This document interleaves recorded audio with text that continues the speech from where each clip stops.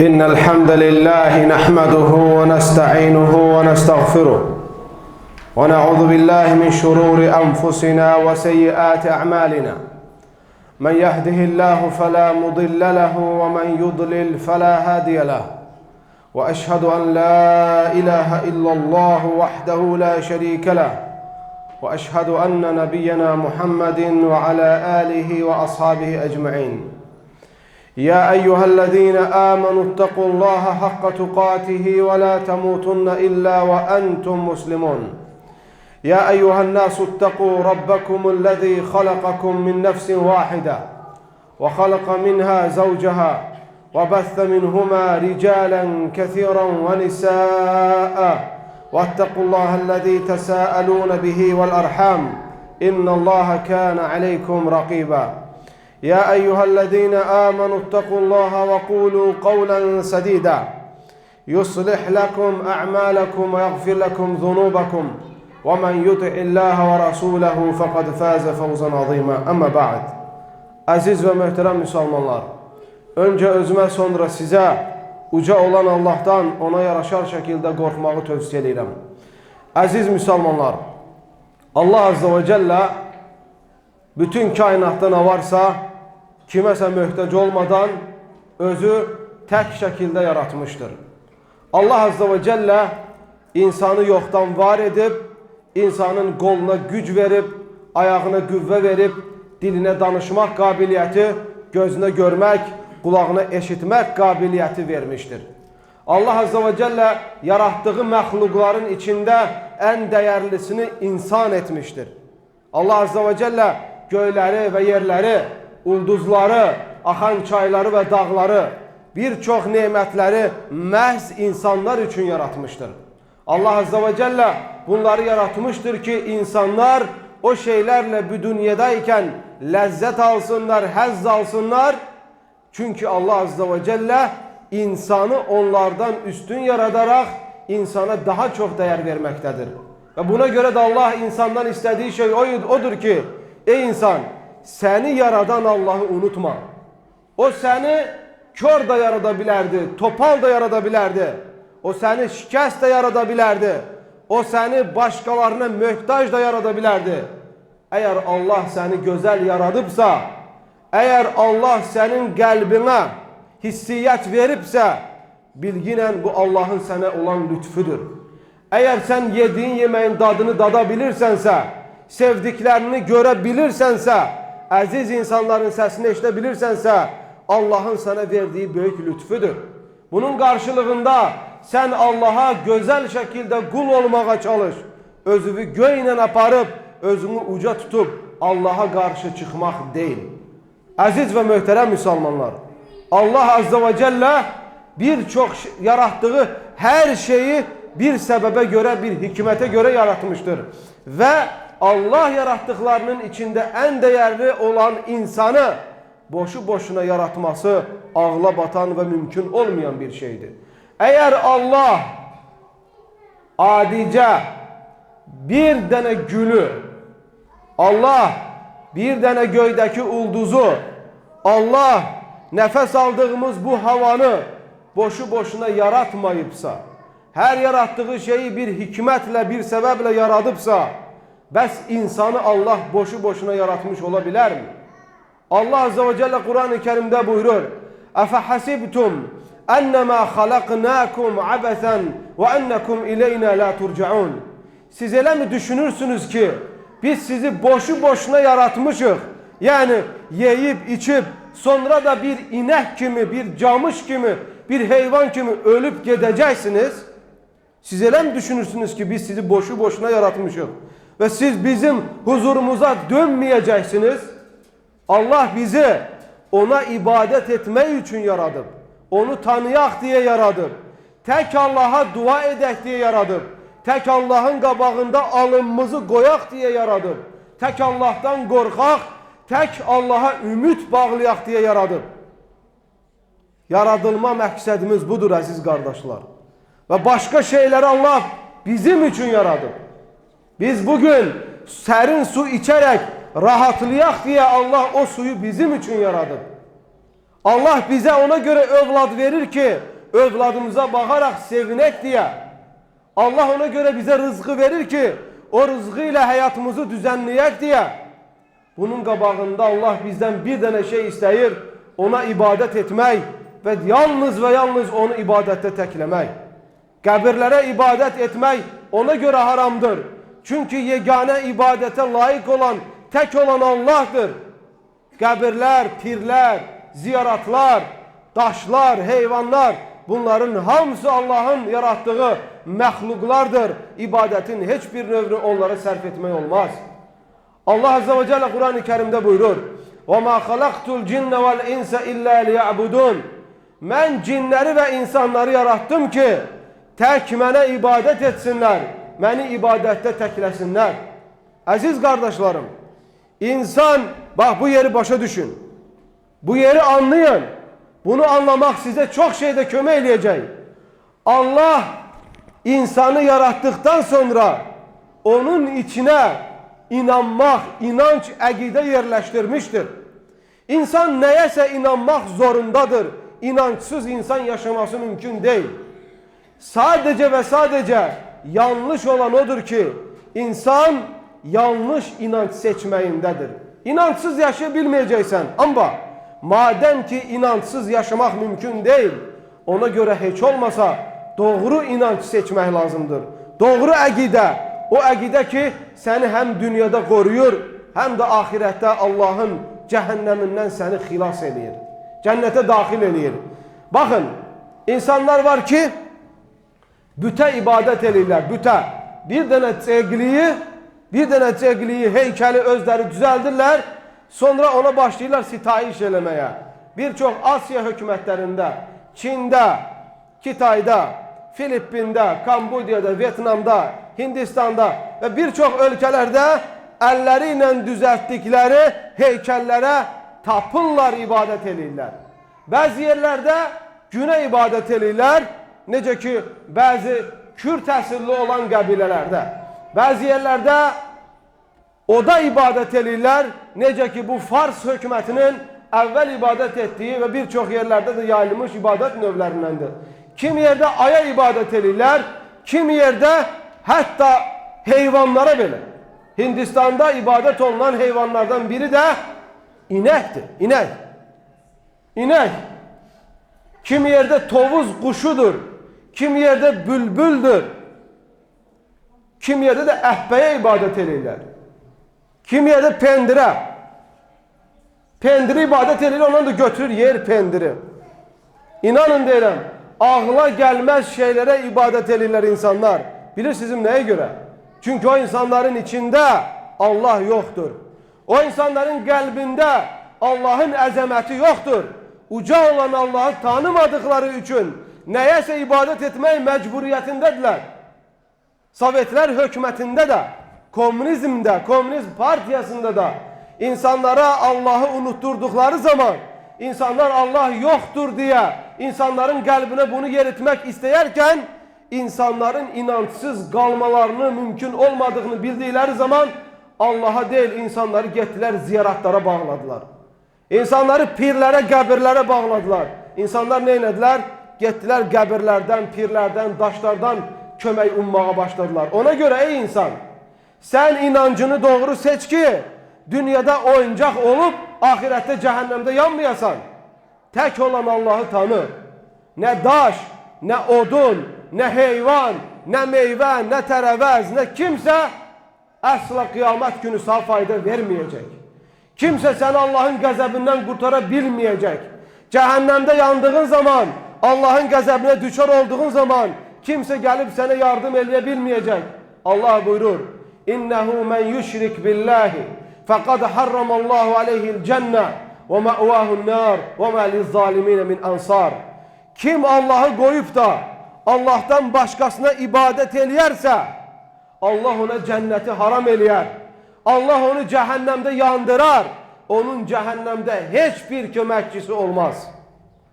Allah Kur'an-ı Kerim'de başka bir ayette buyurur: Allah ona şərik koşanları asla bağışlamaz. Kim ibadeti Allah'tan başkasına ibadet eləyərək Kim ibadetin her hansı bir növünü Allah'tan başkasına sərf eləyərək ölərsə, vallahi, billahi, tallahi o insan cennetin iyini belə duymayacaq.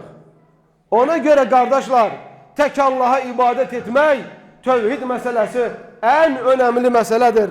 Ona göre Allah Azza ve Celle peygamberler gönderip, peygamberler ona göre gelip ki insanlara tek Allah'a ibadet etmeyi öğretsinler. Allah Azza ve Celle Kur'an-ı Kerim'de buyurur: وَلَقَدْ بَعَثْنَا ف۪ي كُلِّ اُمَّةٍ رَسُولًا اَنْ اِعْبُدُ اللّٰهَ وَاجْتَنِبُ الطَّاغُوتِ. Biz her bir ümmete, her bir topluma ve cemaata peygamber gönderdik ki insanları tek Allah'a ibadet etmeye çağırsınlar, tağutları inkar etsinler. Başka bir ayette Allah Azze ve Celle buyurur: وَمَا أَرْسَلْنَا مِنْ قَبْلِكَ مِنْ رَسُولٍ إِلَّا نُوحِي إِلَيْهِ اَنَّهُ لَا إِلَٰهَ إِلَّا أَنَا فَاعْبُدُونَ. Senden evvel öyle bir elçi göndermedik ki ona menden başka hiçbir mabud yoktur diye, yalnız bana ibadet edin diye vahiy nazil etmeye. Tevhid meselesine göre Allah'ı ibadette teklemek ve Allah'tan başkalarına ibadet etmek meselesine göre insanlar inanan ve inanmayanlara bölünmektedir. Ona göre İslam dininde en birinci emir, en birinci kanun, en birinci Allah'ın talebi tek ona ibadet etmektir. En büyük Allah'ın çekindirdiği şey Allah'tan başkasına ibadet etmektir. Ne olursa olsun hiçbir şeye ibadet olunmur. İbadet olunan tek olan Allah Azze ve Celle'dir. Allah buyurur: وَعْبُدُ اللّٰهَ وَلَا تُشْرِكُوا بِهِ شَيْئًا وَبِالْوَالِدَيْنِ اِحْسَانًا. Tek olan Allah'a ibadet edin. Ona hiçbir şey şerik koşmayın. Valideynlerinizle güzel davranın. Allah Azze ve Celle buyurur: وَقَضَى رَبُّكَ أَلَّا تَعْبُدُوا إِلَّا إِيَّاهُ وَبِالْوَالِدَيْنِ اِحْسَانًا. Rabbin emredir ki Allah'a ibadet et. Yalnız ona ibadet et ve valideynlerinle güzel davran. Aziz ve muhterem Müslümanlar, Allah Azze ve Celle hemçinin Kur'an-ı Kerim'i ve başka kitapları ona göre nazil etmiştir ki insanlar gidip elleriyle yarattıkları, elleriyle düzelttikleri veyahut Allah'ın başka mahluklarına ibadet etmesinler. İkinci mesele, İslam dininde kardeşlik meselesi çok önemlidir. İslam dininde beraberlik meselesi çok önemlidir. İslam dininde mehribançılık ve birlik çok önemlidir. Allah Azze ve Celle Kur'an-ı Kerim'de buyurur: اِنَّمَا الْمُؤْمِنُونَ اِخْوَةً فَأَصْلِحُوا بَيْنَ أَخَوَيْكُمْ وَاتَّقُوا اللّٰهَ لَعَلَّكُمْ تُرْحَمُونَ. Hucurat suresinin 10. ayeti. Müminler, Allah'a inanan insanlar hakikaten kardeştiler. Siz kardeşlerinizin arasını daima düzeldin. Allah'tan korkun ki belki size Allah rahmetsin. Ona göre kardeşler, kardeşliği yaşamak, kardeşlerin arasını düzeltmek, insanlar arasında mehribançılığa sebep olmak Allah'tan korkmağın en büyük nişanesidir. Allah'tan korkmak Allah'ın rahmetine, Allah'ın rahmet altına girmesinin en büyük nişanesidir. İşimiz ıslah, kardeşliği yaşamak, Allah'tan korkmak ki hatta Allah'ın rahmetinin altına dahil olaktır. Aziz kardeşlerim, insanlar bir araya üç şeye göre gelirler. İnsanlar birbirlerine gösterdikleri hürmet ya olabilsin ki pula göredir, ya vazifeye güce göredir, ya da inanca, akideye, dine göredir. İnsanların birçoğu sana hürmet eləyir, çünkü senin olabilsin ki pulun var. Senden faydalanırlar. Sabah sen pulunu itirsen, senin etrafında yallanan çokları seni ilk terk edenlerden olacak. Bazıları senin etrafında fırlanır. Çünkü senin olabilsin ki gücün var, ya olabilsin ki bir vazifen var. Sabah gücünü itirdiğin zaman, vazifeni itirdiğin zaman senin yanında menfaati için gezenler, seni ilk terk edeyen onlar olacak. Bunun en büyük nişanesi başına gelen insanlardır bunlar. Üçüncü insanları bir araya getiren onların inancıdır. Nece ki biz bugün buraya toplanmışız. Bizi buraya ne mal toplamayıp ne pul, ne vazife, ne güç. Bize olan, Allah'a olan inancımız buraya toplayıp ve biz Müslüman olduğumuz sürece, bir inancı taşıdığımız sürece biz birbirimizi asla terk edemeyecek. Pulumuzu itirsek de, malımızı itirsek de, vazifemizi itirsek de, gücümüzü itirsek de asla biz ayrılmayacağız. Çünkü biz Allah için bir araya gelmişik. Allah inancı kalbimizde olduğu sürece daimi beraber olacak. Aziz ve muhterem kardeşler, Allah için, din için, ahiret için olmayan dostluğun hamısı ahiret günü o dostların hamısı birbirlerine düşman olacaklar. Allah buyurur: "El-ahillâ'u yevmeidin ba'duhum li ba'din adu illa'l muttaqin." Ahiret günü, mahşer meydanında, sorgu sual günü bütün dostlar birbirlerinin düşmanları olacak. Allah için birbirlerine dostluk edenlerden başka. Aziz kardeşlerim ve muhterem Müslümanlar, biz Müslüman olarak birbirimize dayak olmalıyız. Birbirimizin arkasında olmalıyız. Yıkılanın kolundan tutup kaldırmalıyız. Kimese zulüm etmemeliyiz. Haset, paxıllıq etmemeliyiz. Kime ne verirse Allah verir. Allah veren nimetlere düşmançilik etmemeliyiz. Birbirimize destek olup, birbirimize nasihat eləyib ve birbirimize daimi şekilde dayak ve direk olmalıyız. İslam kardeşliği bizden bunu talep eləyir. Ve bizler birbirimizi sevmeliyiz. Bize birbirimize olan sevgimiz bizleri bir arada tutacaktır. Ettiğimiz hataları bağışlamaya vesile olacaktır. İnsan sevmediğini bağışlayabilmir. Ona göre Peygamber sallallahu aleyhi ve sellem buyurur: "Nefsim elinde olan Allah'a and olsun ki sizin imanınız kamil olmaz. Özünüze istediğinizi başka Müslüman kardeşlerinize istemedikçe." Biz ona göre daimi şekilde paylaşırız. Bazıları derler ki meçhut uşaqları pulu hardan alır? Bu dindarlara qıraqdan pul gelir. Bunlara belə olur, bunlara el olur. Xeyr kardeşler. Biz dilenci değilik, ne de kiminse bize qıraqdan puluna ihtiyacımız yoktur. Biz Müslümanlar sadece beraberiz. Elimizdeki lokmaları paylaşırız. Biz bir iş taptığımız zaman birbirimizi yanımıza çekmeye çalışırız. Elimizde olan pulu Müslüman kardeşimizle bölüşmekten tereddüt etmirik. Destek oluruz. Çünkü bu desteklikle biz birbirimize dayak olarak ayakta kalıp güçlü olabilirik. İşimiz bizim budur. Hemçinin kardeşler, ona göre mehriban olmalıyız. Ona göre birbirimizi sevmeliyiz ki biz mehriban olsak, doğru kardeşler olsak, samimi olsak hem dinimizi yaşayacak hem de dünyamızı güzel şekilde yaşayacak. Bakın Peygamber sallallahu aleyhi ve sellem buyurur: "Vellezî nefsî biyedihi la tedhulul cennete hatta tu'minu ve la tu'minu hatta tehabbu. Efela edullukum ala şeyin İzâ fealtumuhu tehabbebtum efşus selâme beynekum." Nefsim elinde olan Allah'a and olsun ki siz iman etmedikçe cennete girmeyeceksiniz. Ve siz cennete girmeyeceksiniz birbirinizi sevmedikçe. Size öyle bir şey öğredim mi ki siz onu ettiğiniz zaman birbirinizi seveceksiniz. Aranızda birbirinize hayır duanı, birbirinize salamı çoxaldın. Sevmek, Allah için hürmet eləmək, Allah için birbirimize saygılı olmak, Allah için kimse kiminse hakkına girmemek dinimizde olan en büyük emr olunanlardandır. Allah buyurur, Peygamber sallallahu aleyhi ve sellem buyurur: "Yedullahi ma'al cema'a." Allah'ın eli cemaatin üzerindedir. İnsanlar mehriban oldukları zaman, beraber oldukları zaman, insanlar bir oldukları zaman onlar güçlü olurlar, dinlerini de yaşayırlar, imanlarını da. Ona göre kardeşler, Gürcistan'ın emblemasının üzerinde şeriatten götürülmüş bir tane fakt var. Gürcistan'ın emblemasının devleti temsil eden konstitusiyasının başında İslam dininden götürülmüş bir madde var. Salah Ertobaşıya. Ne demektir Salah Ertobaşıya? Güç birliktedir. Bu aslında şeriatten götürülmüştür ki Peygamber sallallahu aleyhi ve sellem buyurur: Allah'ın eli cemaatin üzerindedir.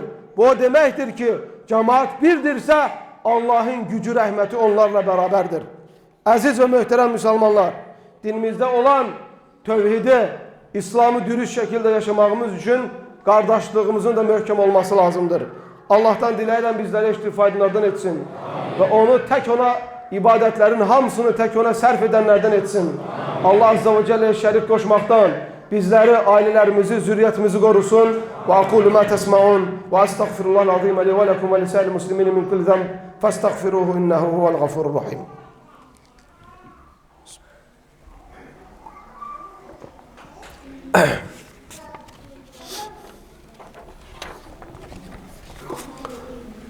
Elhamdülillahi ve kefa ve salatu ve selamu ala nebiyyillahil Mustafa ve ala alihi ve sahbihi el-mucteba ve men tebi'ahum bi ihsanin ila yevmiddin amma ba'd. Möhtərəm qardaşlarım, əziz müsəlmanlar, hamımızın dünyaya gəlməyinə səbəb olan valideynlərimizdir. Analarımız və atalarımızdır. Bizim dünyaya gəlməyimizə səbəb olan insanların üzerimizde büyük hakları var. Valideynlerin üzerimizde büyük hakları var. Dünyadayken onlarla en yüksek seviyede bacardığımız kadar güzel davranmamız, razılıklarını kazanmamız ve asla onları incidesi şeylere el atmamamız lazımdır. Allah Kur'an-ı Kerim'de buyurur: وَقَضَى رَبُّكَ أَلَّا تَعْبُدُوا إِلَّا إِيَّاهُ وَبِالْوَالِدَيْنِ إِحْسَانًا إِمَّا يَبْلُغَنَّ عِندَكَ الْكِبَرَ أَحَدُهُمَا أَوْ كِلَاهُمَا فَلَا تَقُلْ لَهُمَا أُفٍّ وَلَا تَنْهَرْهُمَا وَقُلْ لَهُمَا قَوْلًا كَرِيمًا. Rabbine tek olan Allah'a ibadet et. Ona hiçbir şey şerik koşma. Valideynlerinle güzel davran. Eğer onlar sizin yanınızda yaşlanarlarsa onlara uf belə demə ve onların üstünde qışqırma ve onların ürəyini açası sözlərdir. Abdullah ibn Abbas radiyallahu anhuma deyir ki, eğer uf kelimesinden daha sert, daha az kelime olsaydı Allah onu istifade ederdi. Valideynlere hürmet eləmək davet için onlara gösterilen en güzel vesiledir. Eğer sen valideynlerin cahildirse, Allah'ı tanımırlarsa, tek onları danışmakla davet eləmək belki de mümkün değil. İslam ahlakı göstermekle, güzel terbiye göstermekle onları davet etmeyin mümkündür. Kim valideynine karşı kardeşler haksızlık eləyərsə, anasına atasına karşı saygısızlık eləyərsə, onları unutup ancak özünü düşünerse, öz rahatlığını yaşamak isteyerek valideynlerine üz çevirerse, ona Allah elə evladlar nəsib eləyər ki, o qocalanda da onun evladları onu hemen güne salar. Bu kaçınılmaz bir şeydir. Bir oğlan bir gün atasından bezerek atasını dağın başına aparıp tullamak istəyir. Aparıp dədəsini bezdiği için, çünkü dədəsi şikəst idi, elden ayaktan düşmüştü, dədəsinə xidmət eləməyi özünə qadr eləmirdi.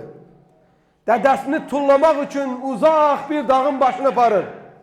Apar dədəsini bir ağacın altına koyur. Dədəsini ağacın altına koyanda deyir ki, ey oğlum, beni bu ağacın altına değil, apar onu ağacın altına koy. Oğlu dəhşətə gəlir ki, bu ne bilir ki ben bunu buraya tullamağı getirmişəm. Oğluna deyir, ey oğul yaxın gel.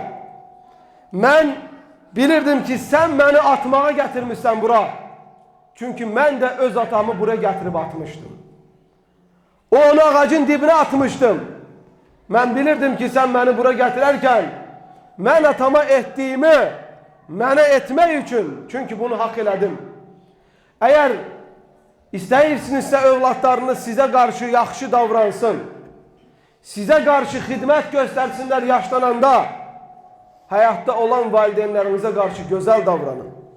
Qədir qiymətini bilin, məsləhətlə iş görün, xeyr dualarını daim şəkildə almağa çalışın.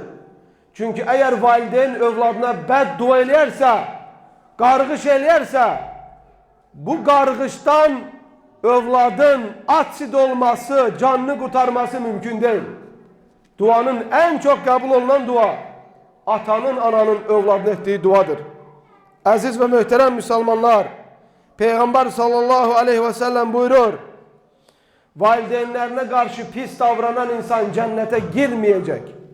Cennete girmeyin en büyük vesilelerinden, sebeplerden onlara karşı güzel davranmamızdır. Valideyn yaşlanabilir, hatta ağlını belə itirə bilər, hatta səfihliyi belə olabilir, hatta zulmü belə, ədalətsizliyi belə olabilir. Valideynə lazım olan, övlada lazım olan səbr eləməkdir. Övlada lazım olan təmkin göstərməkdir. Övlada lazım olan bu şeyleri görməməzlikdən gəlməkdir. Çünkü bu senin için bir imtihan olabilir. Allah bizleri güzel insanlardan etsin. Ve üzerimize düşen hakları eda eden insanlardan etsin. Allah Azze ve Celle'den dileyirəm ki, veda ettiğimiz Ramazan ayında tuttuğumuz orucu kabul edenlerden etsin. Kabul olunan oruçlardan etsin. Allah Azze ve Celle bizleri fitneden ve fitne ehlinin şerrinden korusun. Sözlerimizde ve amellerimizde ihlas nasip eylesin. Bizi bu dinden ayırmasın. Ve Müslüman olarak yaşatsın. Müslüman olarak huzuruna köçmeyi nasip eylesin. Bizleri sevdiklerimizle, valideynlerimizle, evlatlarımızla, ailemizle beraber şekilde cennete girmeyi nasip eylesin. Ve sallallahu aleyhi ve sellem ve barik ala nebine Muhammed ve ala alihi ve sahbihi ecmaîn.